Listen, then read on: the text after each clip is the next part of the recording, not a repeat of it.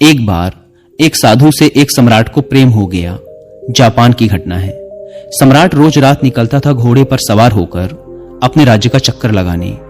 वह रोज देखता उस साधु को एक पेड़ के नीचे बैठा, अपनी मस्ती में मस्त।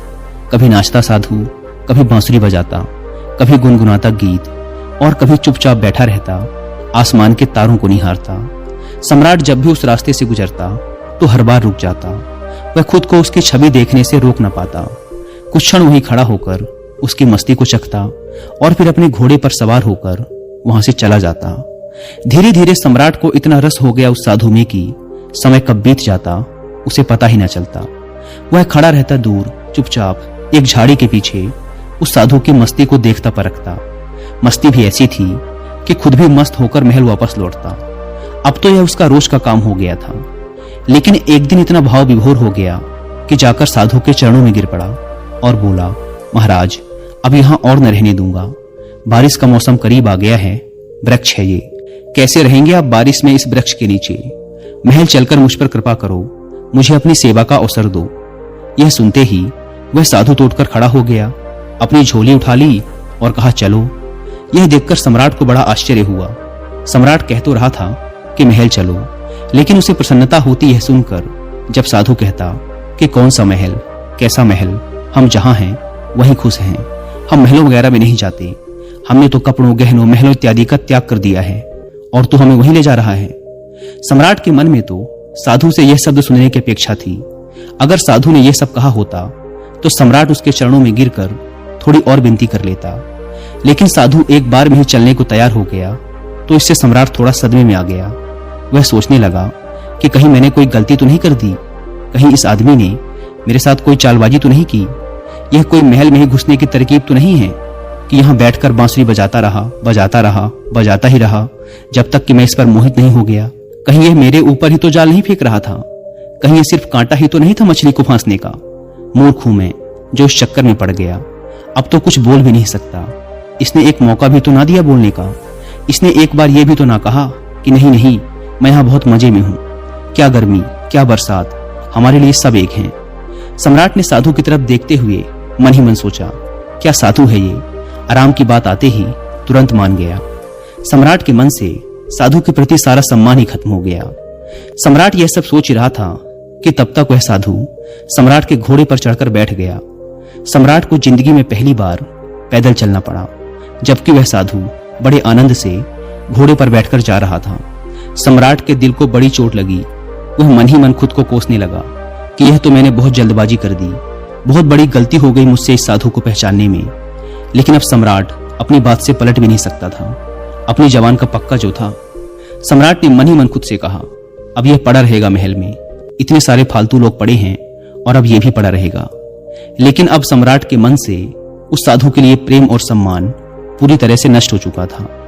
साधु तो महल में जाकर आराम से रहने लगा, लेकिन सम्राट की समस्या दिन प्रतिदिन बढ़ने लगी, क्योंकि वह साधु बड़ी मस्ती और आनंद में रहता था। सम्राट को साधु से ईर्ष्या होने लगी। जब यही साधु जंगल के वृक्ष के नीचे मस्त रहता था तो सम्राट के मन में उसके लिए आदर पैदा होता था कि वाह, कैसा गजब का त्यागी है, कुछ नहीं है फिर भी कितना खुश है। साधु तो वृक्ष के नीचे भी बांसुरी ही बजाता था और महल में भी वह बांसुरी ही बजाता था। बस फर्क इतना था कि यहाँ वह मखमल के गद्दों में बैठकर बांसुरी बजाता था। यहाँ तो छाती पर सांप लौट जाते थे सम्राट के यह सब देखकर कि कैसा आदमी में उठा लाया, यह कोई साधु है। सम्राट से भी ज्यादा शानो शौकत के साथ वह रहता था। सम्राट को तो कुछ चिंता फिक्र भी थी। आखिर उसका साम्राज्य, परिवार, धन दौलत सभी कुछ था। सैकड़ों चिंताएं थी उसे, लेकिन उस साधु को तो कोई चिंता ही ना थी। वह मस्त बांसुरी बजाए, नाचे, गाए, अच्छा भोजन करे, अच्छे कपड़े पहने। 6 महीने तक किसी तरह सम्राट ने उसे बर्दाश्त किया, लेकिन बात बढ़ती चली गई, सहन के बाहर हो गई सम्राट के लिए। तो एक दिन सम्राट ने साधु से बोल ही दिया, महाराज, एक प्रश्न पूछना था। अब मुझ में और आप में क्या फर्क है? साधु ने कहा, फर्क जानना चाहते हो? सम्राट ने कहा, जी महाराज। साधु ने कहा, तुम 6 महीने क्यों फालतू परेशान रहे? यह प्रश्न तुम्हें उसी समय पूछ लेना चाहिए था जब मैं तुम्हारे घोड़े पर बैठा था, क्योंकि मैंने तो देख ही लिया था कि यह प्रश्न तुम्हारे मन में उसी वक्त उठ गया था जब मैं झोला उठाकर राजी हुआ था तुम्हारे साथ आने को। मैंने उसी समय तुम्हारा चेहरा पढ़ लिया था। यह प्रश्न तो उसी समय तुम्हारे अंदर था। अरे मूर्ख, तूने 6 महीने तक बेवजह अपनी छाती क्यों जलाई? वही पूछ लिया होता, मैं झोला रख कर फिर उसी पेड़ के नीचे बैठ जाता।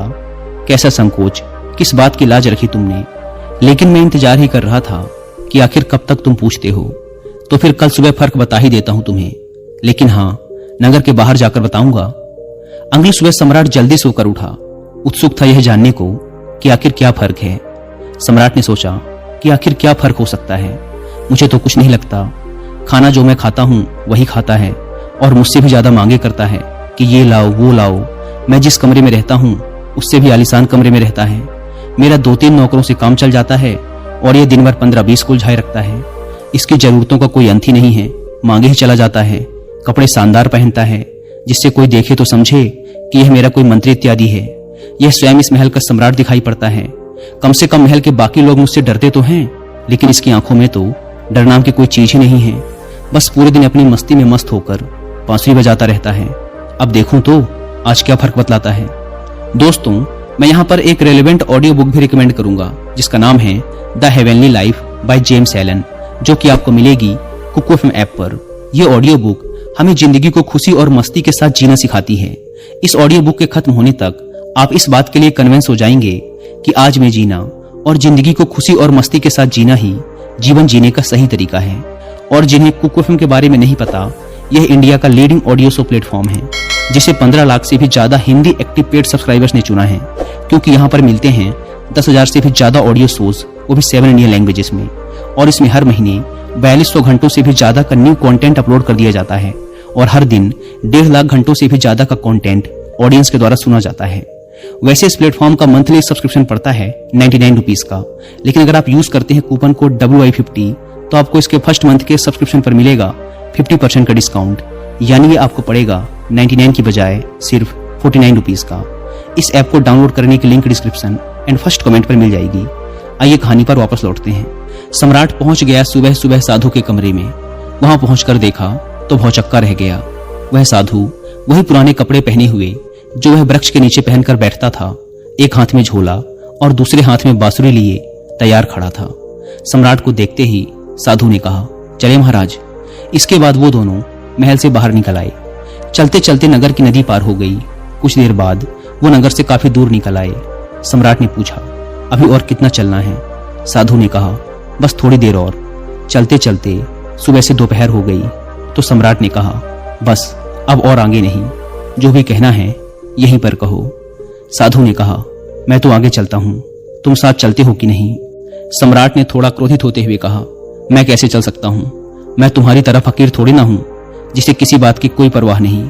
मेरी बीबी, मेरे बच्चे, मेरी धन दौलत, मेरा साम्राज्य, सब कुछ मेरे से जुड़ा हुआ है। मैं इन सबको छोड़कर तुम्हारे साथ क्यों चलूं? सम्राट की यह बात सुन साधु जोर से हंस पड़ा और बोला, बस यही फर्क है तुम में और मुझ में कि मैं कहीं भी जा सकता हूं पर तुम नहीं जा सकते। मैं अच्छी बुरी हर परिस्थिति में खुश रह सकता हूं पर तुम नहीं। जब मैं उस जंगली वृक्ष के नीचे रहता था तब भी पूरी मस्ती में रहता था और अपने जीवन के एक एक पल को जीता था। जब मैं महल चला गया तो वहां भी अपने इस अनमोल जीवन के एक एक पल को पूरी मस्ती और आनंद के साथ जिया। और अब जब मैं कहीं और चला जाऊंगा तब भी ऐसे ही जीऊंगा, क्योंकि हम जिस समय जहां होते हैं पूरी तरह से वहीं होते हैं। हमारा शरीर और मन हमेशा एक साथ रहता है। हम ना तो अपने अतीत के बारे में सोचकर पश्चाताप करते और ना ही अपने आने वाले कल की चिंता करके अपने आज को खराब करते। हम तो बस आज में जीते हैं, क्योंकि हम समझ चुके हैं कि जीवन तो आज में है, अभी इसी पल को जीने में है। बस यही छोटा सा फर्क है तुम में और मुझ में कि तुम्हें परिस्थितियां चलाती हैं और हम परिस्थितियों को चलाते हैं। तुम खुश रहोगे या दुखी, ये तुम्हारे आसपास घटने वाली घटनाओं पर निर्भर करता है, लेकिन हमारे लिए ये घटनाएं जीवन का एक हिस्सा मात्र हैं, जिनसे हम तनिक भी विचलित हुए बिना निकल जाते हैं। हम ना तो दुख आने पर विचलित होते और ना ही सुख आने पर अति उत्साहित।